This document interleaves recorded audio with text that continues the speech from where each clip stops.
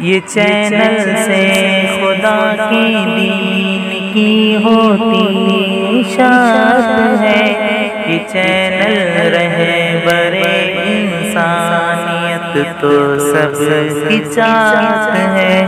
بسم اللہ الرحمن الرحیم۔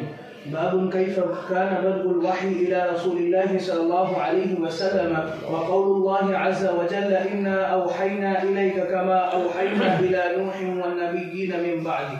وبه قال حدثنا الحميدي قال حدثنا سفيان قال حدثنا يحيى بن سعيد الأنصاري قال أخبرني محمد بن إبراهيم التيمي أنه سمع علقمة بن وقاص الليثي يقول سمعت عمر بن الخطاب رضي الله عنه على المنبر يقول سمعت رسول الله صلى الله عليه وسلم يقول إنما الأعمال بالنيات وإنما لامرئ ما نوى فمن كانت هجرته إلى الدنيا يصيبها أو إلى امرأة ينكحها فهجرته إلى ما هاجر إليه۔ بسم اللہ الرحمن الرحیم۔ الحمد لأہلہ والصلاة علی اہلہا اما بعد۔ عزیز طلبہ، یہ کتاب بخاری شریف آپ نے جیسا کہ اپنے اساتذہ کی زبانی بارہا سنا ہوگا، اصح الکتب بعد کتاب اللہ، یعنی قرآن کریم کے بعد تمام کتابوں میں صحیح ترین کتاب شمار کی جاتی ہے۔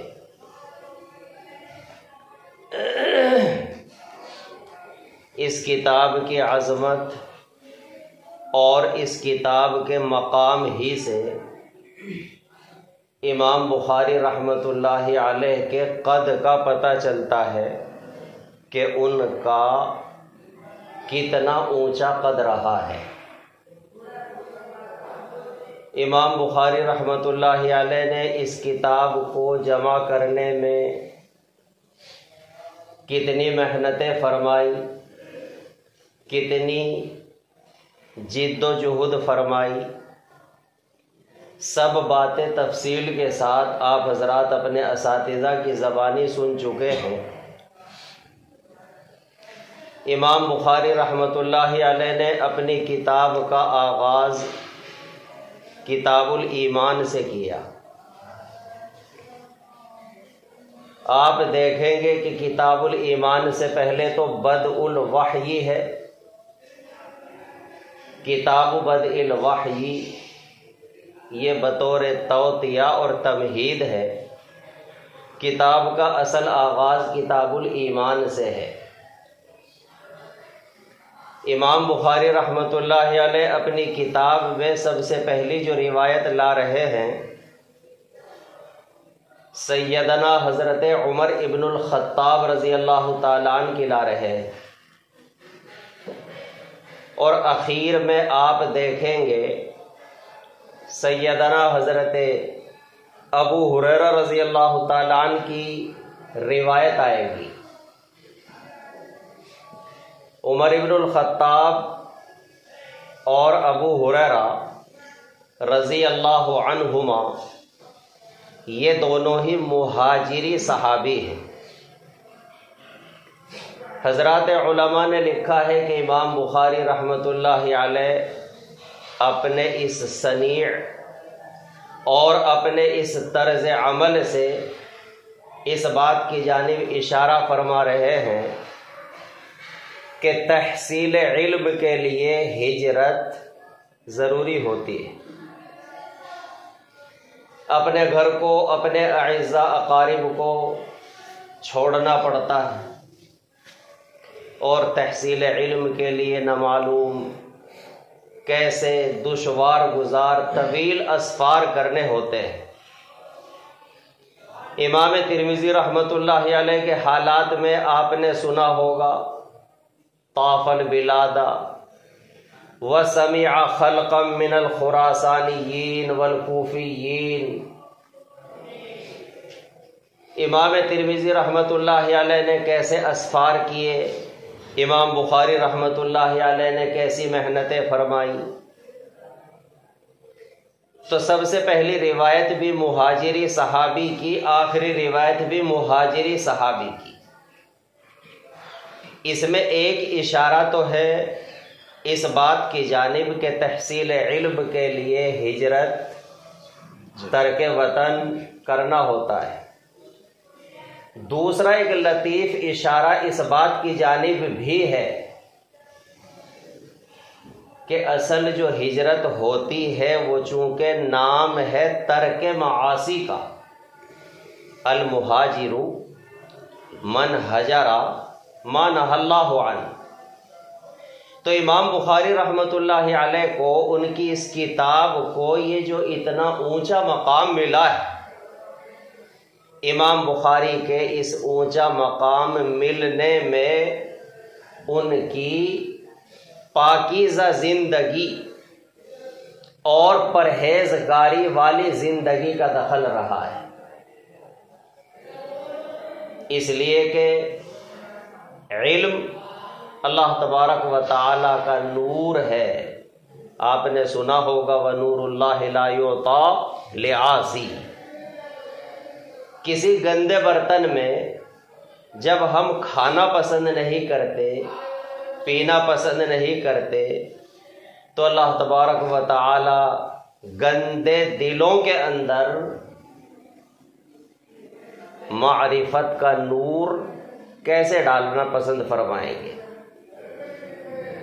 آپ بڑے خوش نصیب ہیں، اللہ تبارک و تعالی نے آپ کا دین حنیف کی خدمت کے لیے انتخاب کیا ہے. بعض لوگوں کے ذہن میں، دل و دماغ میں یہ تصورات گردش کرتے رہتے ہیں کہ اگر ہم عصری تعلیم حاصل کر لیتے، عصری علوم میں ترقی کر لیتے تو ہم بہت زیادہ ترقی یافتہ لوگوں میں شامل ہو جاتے.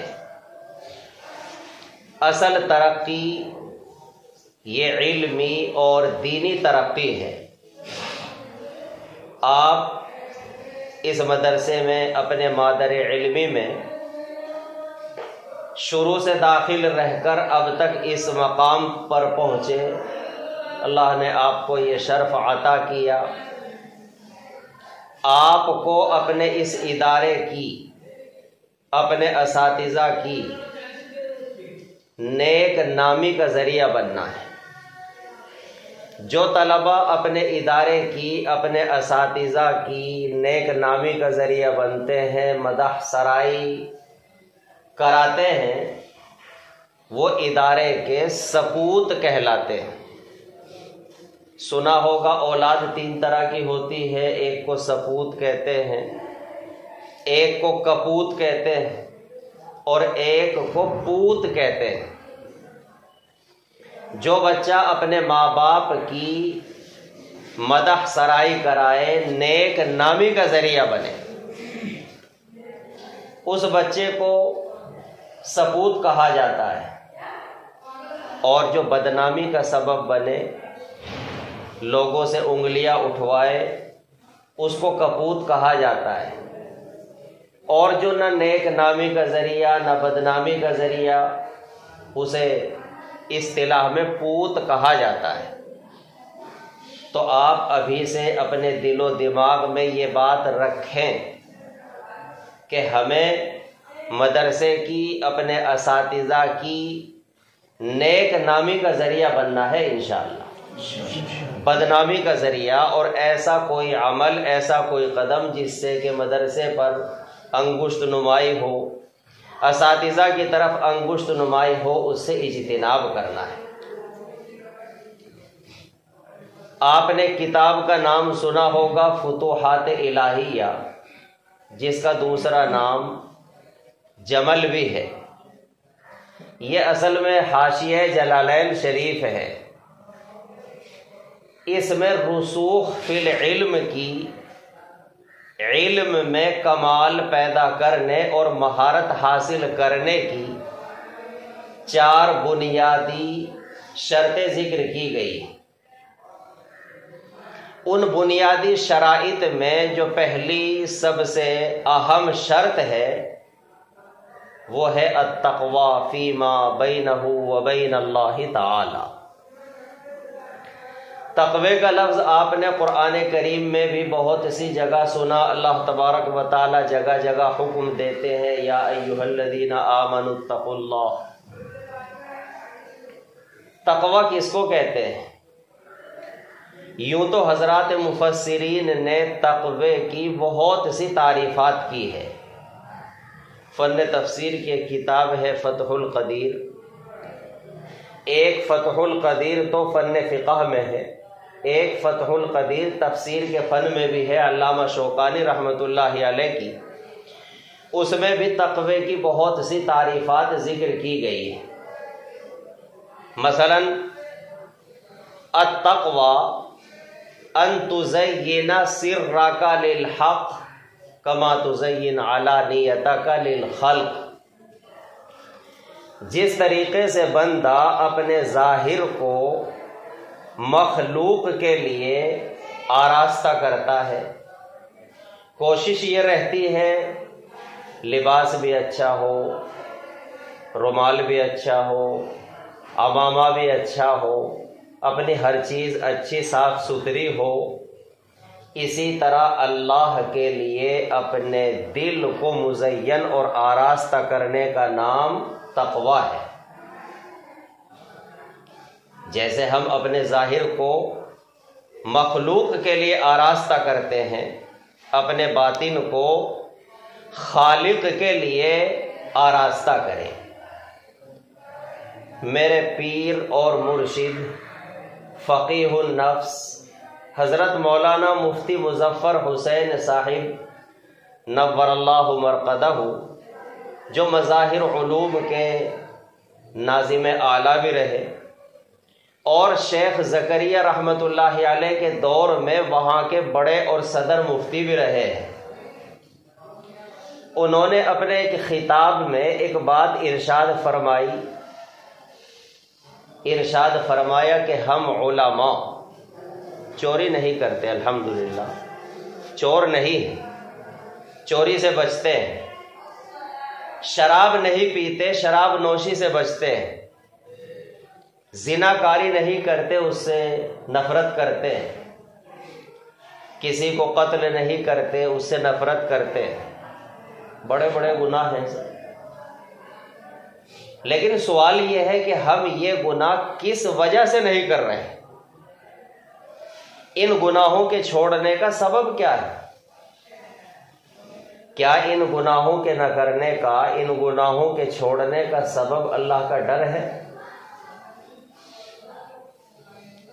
اگر گناہوں کے چھوڑنے کا سبب اللہ کا ڈر ہے تو ہم اپنا محاسبہ کریں، کیا ہم حسد نہیں رکھتے، غیبت نہیں کرتے، بہتان نہیں لگاتے، بدگمانی میں مبتلا نہیں ہوتے؟ یہ بھی تو گناہ ہے۔ جیسے وہ گناہ ہے ایسے ہی یہ بھی گناہ ہے، ہم ان کو نہیں کر رہے اور ان گناہوں میں مبتلا ہے، تو اس کا مطلب تو یہ ہوا کہ ہم نے جو وہ گناہ چھوڑ رکھے ہیں وہ بندوں کے ڈر کی وجہ سے چھوڑے ہیں۔ اگر ایک عالم شراب نوشی کرے گا تو دنیا کیا کہے گی؟ زنا کاری کرے گا، دنیا والے کیا کہیں گے؟ کسی کو قتل کرے گا، لوگ کیا کہیں گے؟ تو لوگوں کے اور عوام الناس کے ڈر کی وجہ سے ہم نے ان گناہوں کو چھوڑ رکھا ہے۔ ڈر اللہ تبارک و تعالیٰ کا ہونا چاہیے۔ جب اللہ کا ڈر دل میں ہوگا تو اللہ تبارک و تعالیٰ اس کی برکت سے کیا کیا نوازیں گے۔ نسائی شریف کے اندر ایک روایت موجود ہے، ایک شخص کی پوری زندگی گناہوں میں گزری، زندگی میں نیکی نام کی کوئی چیز نہیں، نیک عمل کوئی نہیں۔ جب اس کے مرنے کا وقت قریب آیا تو اس نے اپنے ورثہ، اپنے متعلقین کو وصیت کی کہ آپ لوگ جانتے ہی ہیں میری پوری زندگی معاصی میں، نافرمانیوں میں گزری ہے، مرنے کے بعد میں اللہ کے قبضے میں اگر آ گیا، اللہ کے ہتھے چڑھ گیا تو بڑا سخت عذاب ہوگا، اس لیے میرے مرنے سے پہلے آپ لوگ میرے جلانے کی تیاری کر لینا، اور جو ہی میرے جسم سے روح نکلے فوراً مجھے جلا ڈالنا، اور میرے جسم کی جو خاک اور راکھ ہوگی اس کو کچھ ہوا میں اڑا دینا، کچھ پانی میں بہا دینا، میرے جسم کے ذرات منتشر اور متفرق ہو جائیں گے، نہ میں اللہ کے قبضے میں آ پاؤں گا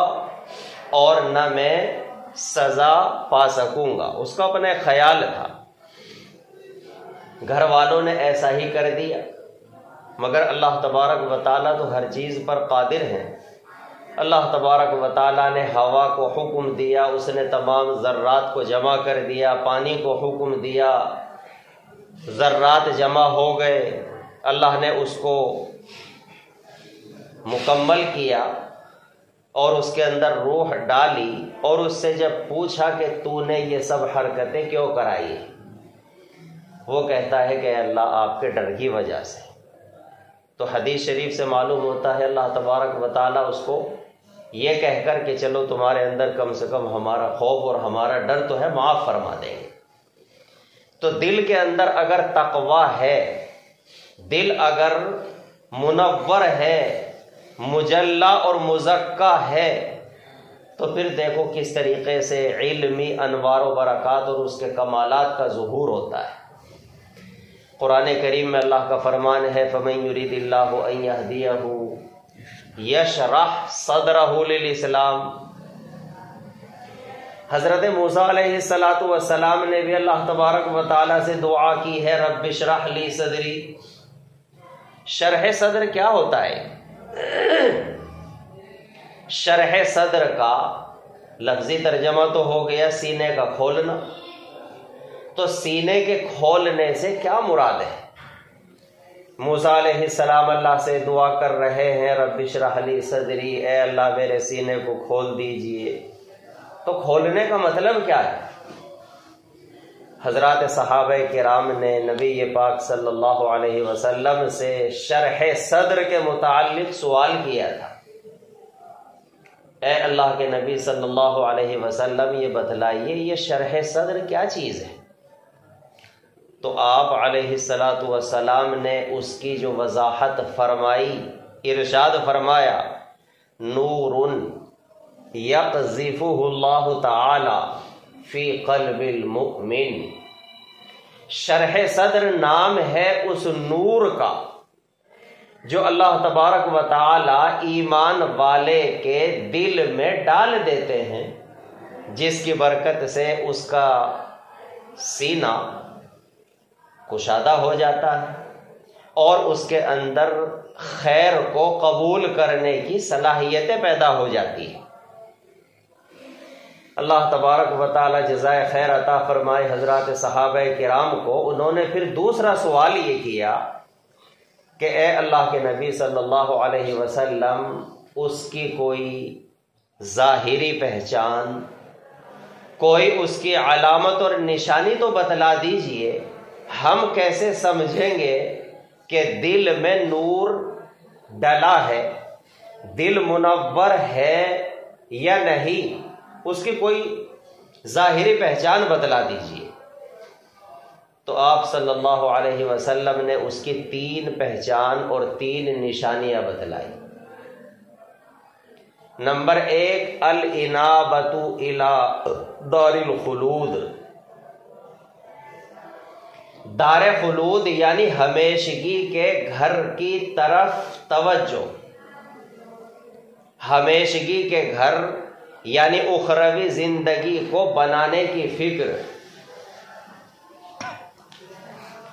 نمبر 2 التجافی عن دار الغرور، دار غرور دھوکے کا جو گھر ہے، فانی جو زندگی ہے، اس سے بعد اور دوری۔ تیسری نشانی بیان فرمائی استعداد الموت قبل نزول الموت، مرنے سے پہلے مرنے کی تیاری۔ تو جب اللہ تبارک و تعالی دل کو منور فرماتے ہیں، اللہ تعالی دل کو گندگیوں سے پاک اور صاف کر دیتے ہیں، اور بندہ اللہ تبارک و تعالی کا خوف اپنے دل میں بٹھاتا ہے، تو اس کے بعد اثرات ہی کچھ اور ہوتے ہیں۔ تقوی کے متعلق جیسا کہ بتلایا، ویسے تقوی کی بہت تعریفات کی گئی، ان کا خلاصہ اور لب لباب عربی کے ایک شاعر نے اس شعر میں ذکر کیا ہے، خلی الذنوب صغیرہا و کبیرہا ذاک التقی، چھوٹے بڑے تمام گناہوں سے اجتناب کر لیجئے، گناہوں سے پکی سچی توبہ کر لیجئے، تمام گناہ چھوڑ دیجئے، بس یہی تقوی کی حقیقت اور اس کا ماحصل ہے۔ اور زمین کے اوپر ایسے سنبھل کر قدم رکھیے جیسا کہ کہیں پر کانٹے پڑے ہوئے ہوتے ہیں، خاردار زمین پر چلنے کا جب اتفاق ہوتا ہے تو بہت دیکھ دیکھ کر، بہت سنبھل کر پیر رکھتے ہیں، اس طرح سنبھل کر کے پیر رکھیے، سنبھل کر وقت اب اور زندگی گزاریے۔ اور آگے کہا لا تحقرن صغیرۃ ان الجبال من الحصا، کبھی کسی صغیرہ گناہ کو بھی، چھوٹے گناہ، معمولی گناہ کو بھی حقیر نہ سمجھنا، اس لیے کہ چھوٹی چھوٹی کنکریوں سے مل کر، سنگ ریزوں سے مل کر پہاڑ بنتا ہے۔ تو چھوٹے بڑے تمام گناہوں سے اجتناب، اور کبھی کسی چھوٹے گناہ کو بھی حقیر نہیں سمجھنا۔ چھوٹا گناہ کسے کہتے ہیں، بڑا کسے کہتے ہیں، اس میں بھی اختلاف ہے، تعریف میں بھی اختلافات اور تعداد میں بھی اختلافات۔ علامہ ذہبی رحمۃ اللہ علیہ کی کتاب ہے کتاب الکبائر، اس میں علامہ ذہبی رحمۃ اللہ علیہ نے بڑے گناہوں کی تعداد 70 ذکر کی ہے، اور جلالین شریف میں ان تجتنبوا کبائر کے تحت علامہ سیوطی رحمۃ اللہ علیہ نے ابن عباس رضی اللہ تعالی عنہما کا قول نقل کیا ہے کہ بڑے گناہوں کی تعداد 700 سے بھی زیادہ ہے۔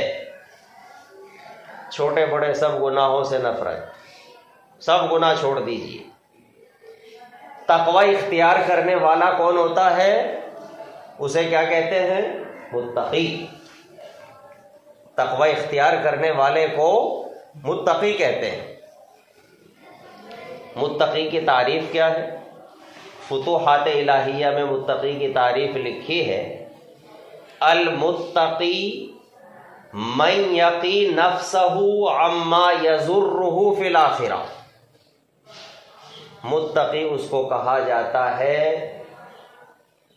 جو آخرت میں نقصان دینے والی باتوں اور نقصان دینے والے کاموں سے بچے، وہ متقی۔ پھر متقی کے اندر بھی فرق مراتب ہے، اس کے بھی درجات ہیں، اسی لیے حضرات علماء نے تقوی کی 3 قسمیں لکھی ہیں۔ ایک عوام کا تقوی ہوتا ہے، ایک خواص کا تقوی ہوتا ہے، اور ایک آپ جیسے اخص الخواص کا تقوی ہوتا ہے۔ صاحب فتوحات الہیہ نے اپنے انداز میں اس کو ذکر فرمایا، من الشرک وذالک ادناہ ومن المعاصی وذالک اوسطہ ومن لا یعنی وذالک اعلاہ۔ ایک عام آدمی ہے، وہ شرک سے بچ گیا۔ شرک بھی 2 طرح کا ہوتا ہے، اصغر اور اکبر، اس سے بچ گیا، بس وہ متقی۔ ایک خواص میں سے ہے، اس کے لیے شرک سے بچ جانا کافی نہیں، بلکہ معاصی سے اجتناب ضروری ہے۔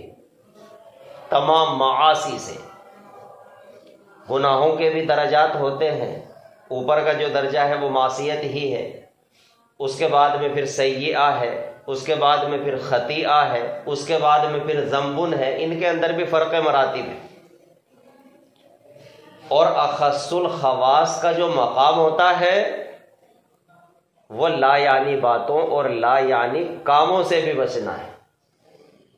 آپ کے لیے، ہمارے لیے خالی شرک سے بچ جانا کافی نہیں، بلکہ معاصی سے بھی، اور معاصی کے ساتھ ساتھ لا یعنی باتوں اور لا یعنی کاموں سے بھی بچنا۔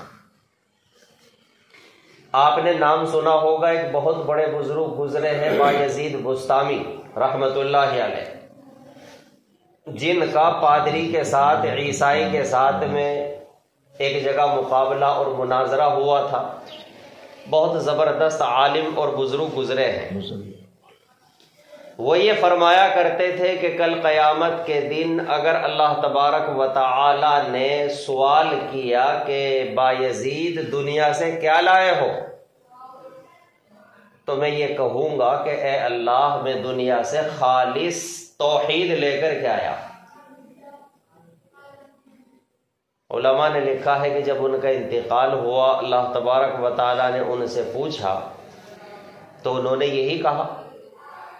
تو اس پر اللہ تبارک و تعالی کی طرف سے سوال ہوتا ہے کہ وہ دودھ والی رات بھول گئے؟ ایک رات میں دودھ پیا تھا، پیٹ میں درد ہو گیا تھا، تو زبان سے یہ جملہ نکل گیا تھا کہ دودھ نے پیٹ میں درد کر دیا، اسی پر گرفت ہو گئی، اسی پر پکڑ ہو گئی۔ دودھ کون ہوتا ہے؟ درد کرنے والا۔ دودھ کون ہوتا ہے؟ بیمار کرنے والا۔ خالص توحید کہاں رہی؟ ایک بزرگ کی زبان سے بارش ہونے پر یہ جملہ نکل گیا کہ سبحان اللہ، کیا اچھی بارش ہوئی ہے، اسی پر پکڑ ہو گئی۔ حالانکہ بظاہر اس میں کوئی غلط بات نظر نہیں آتی، اللہ کی تعریف کر رہا ہے، اللہ کا شکر گزار بن رہا ہے، الحمدللہ اچھی بارش ہوئی، تو اللہ نے اسی پر پکڑ فرمایا کہ اچھا، اس کا مطلب یہ ہے کہ یہی بارش اچھی ہوئی ہے، اس سے پہلے جتنی بارشیں ہوئی وہ سب غیر اچھی رہی۔ کون سی بارش ایسی ہوئی ہے جو غیر مفید رہی ہو، بے موقع ہوئی ہو، نقصان کا سبب بنی؟ تو ہمیں اور آپ کو صرف شرک سے ہی نہیں بچنا ہے کہ ہم شرک سے بچ گئے اور یہ سمجھ بیٹھے کہ ہم متقی ہیں۔ جیسا کہ ابھی بتلایا کہ جو گناہ عوام کی نظر میں معیوب ہیں، خالی ان کو چھوڑ دینا کافی نہیں ہے، بلکہ تمام گناہوں کو چھوڑا جائے، ان سے کلی اجتناب کیا جائے، نفرت رکھی جائے، تو پھر جیسے امام بخاری رحمت اللہ علیہ کو اللہ تبارک و تعالیٰ نے ان کے کمال تقوی کی بنیاد پر یہ مقام عطا کیا ہے، ان کے ساتھ میں پھر ہماری نسبت جڑے گی۔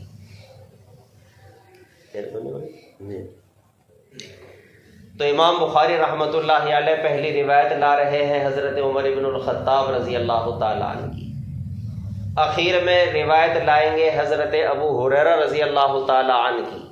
سال کے اخیر میں آپ سنیں گے کلمتان حبیبتان الی الرحمن خفیفتان علی اللسان ثقیلتان فی المیزان سبحان اللہ وبحمدہ سبحان اللہ العظیم۔ کلمتان حبیبتان الی الرحمن یہ مبتدا نہیں ہے، حالانکہ جملے میں عام طور سے پہلے مبتدا ہوتا ہے، بعد میں خبر آیا کرتی ہے، لیکن کبھی کبھی بعض اغراض اور مقاصد کے پیش نظر خبر کو مقدم کر دیا جاتا ہے۔ خبر کی تقدیم یہاں پر تشویق کے لیے ہے، شوق دلانے کے لیے ہے۔ جیسے مختصر المعانی پڑھی ہوگی، اس کے اندر تشویق کے مضمون میں مثال ذکر کی ہے، सलासतुन तुशरिकु दुनिया बिबहजतिहा शम्सुज़्ज़ुहा व अबू इसहाक वल कमरी। शायर ये कहता है कि 3 चीजें ऐसी हैं जिनकी वजह से पूरी दुनिया रोशन है। 3 चीजों ने दुनिया को रोशन कर रखा है।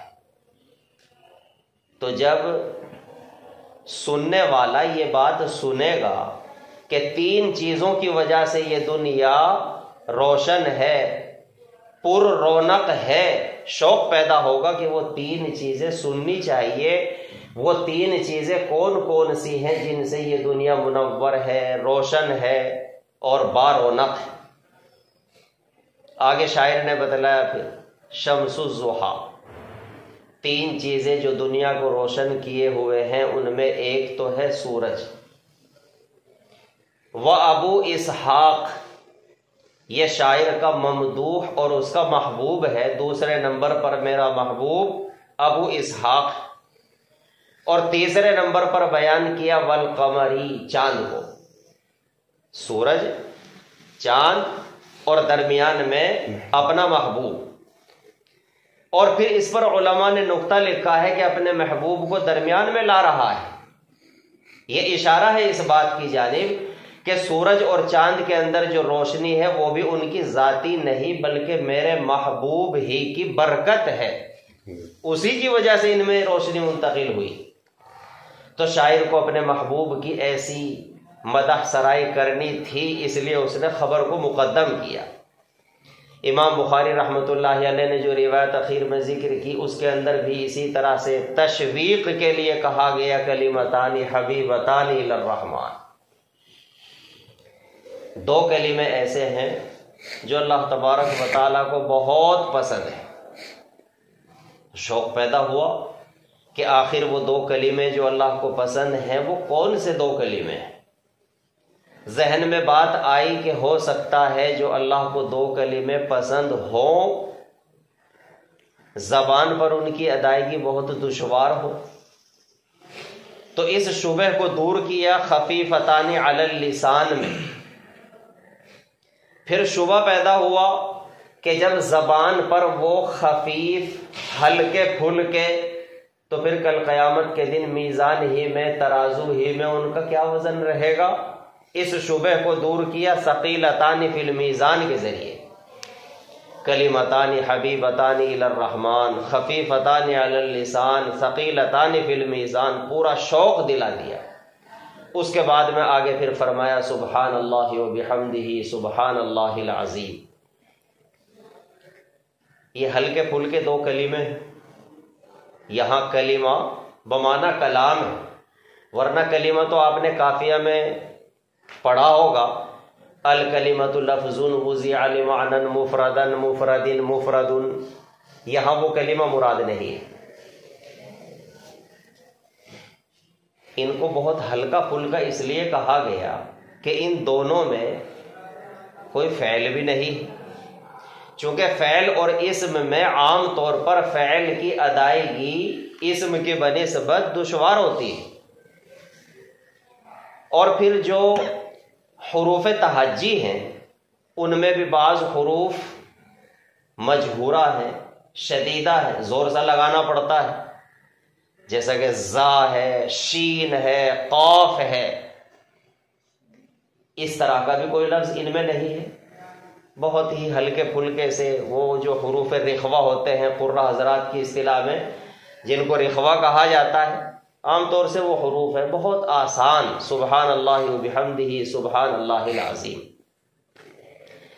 बहरहाल ये बुखारी शरीफ की पहली रिवायत, वो आखिरी रिवायत तमाम माशाअल्लाह उलूम, मज़ामीन, मसाइल, दलाइल, फ़ज़ाइल, वजूहात तरजीह, वो तो सब आपके असातिज़ा आपको हर रोज़ सुनाते ही रहते हैं, बतलाते ही रहते हैं। मैं भी आप जैसे एक तालिबे इल्म हूँ। अरबी का मक़ूला है साहिबुल बैत अदरा बिमाफी, घर के मालिक को पता होता है घर में क्या है। फारसी में कहा जाता है मन आनम के मन दानम, मैं कौन हूँ मुझे पता है, میں بخوبی جانتا ہوں۔ جیسے آپ طالب علم، میں بھی ایک طالب علم ہوں، اور صرف آپ حضرات کی زیارت کی غرض سے، آپ سے استفادے کی غرض سے یہاں حاضری ہوئی، تو ان حضرات نے حکم فرمایا کچھ باتیں کہہ دی جائیں، تو دو چار باتیں جو ذہن میں آئی، اللہ تبارک و تعالی قبول فرمائے۔ اللہ ہمارے اس پڑھنے پڑھانے کو شرف قبولیت سے نواز کر ہم سب کے لیے ذریعہ نجات اور توشہ آخرت فرمائے۔ ماشاءاللہ آپ جس مدرسے میں پڑھ رہے ہیں، اس مدرسے کے معلمین میں، منتظمین میں اخلاص نظر آتا ہے۔ اب آپ کہیں گے کہ کیسے پتہ چلا؟ اخلاص کوئی دیوار پہ لکھا ہوا ہوتا ہے؟ یہ اخلاص کہیں کیسے نظر آتا ہے؟ مدرسے کا جو نام ہے دارالعلوم امداد العلوم، حاجی امداد اللہ صاحب کی طرف منسوب، شیخ المشائخ سید الطائفہ حضرت حاجی امداد اللہ مہاجر مکی ہی نے لکھا ہے۔ حضرت حاجی امداد اللہ مہاجر مکی باضابطہ عالم نہیں تھے، کافیہ قدوری تک پڑھا تھا، صرف باضابطہ عالم نہیں تھے، تو انہوں نے لکھا ہے کہ کسی بھی عمل میں اگر یہ دیکھنا چاہو کہ اس کے اندر اخلاص ہے یا نہیں، تو یہ دیکھ لو کہ ترقی ہو رہی ہے یا نہیں۔ کام کے اندر ترقی، یہ کام میں اخلاص کی علامت ہوتی ہے۔ تو بحمدہ تعالیٰ کافی پہلے آپ کا مدرسہ دیکھا تھا، جب چھوٹا سا وہ اندر پرانی جو عمارت ہے وہاں دیکھا تھا، ماشاءاللہ یہ بڑی عمارت، اتنی بڑی عمارت، اور یہاں بحمدہ تعالیٰ حدیث کے اسباق چل رہے ہیں، ترقی ہوئی، ہو رہی ہے، تو یہ کام کے اندر اخلاص کی علامت ہے، اخلاص کی نشانی ہے۔ اور جب کام کے اندر اخلاص ہوتا ہے تو اللہ تبارک و تعالیٰ برکتیں بھی فرماتے ہیں، اور اخلاص ہی کی برکت سے قبولیت بھی ہوتی ہے۔ اللہ تعالیٰ آپ حضرات کی یہاں اس محنت کو، حاضری کو قبول فرما کر اللہ تعالیٰ سب کے لیے نجات کا ذریعہ فرمائے۔ وآخر دعوانا الحمد للہ رب العالمین۔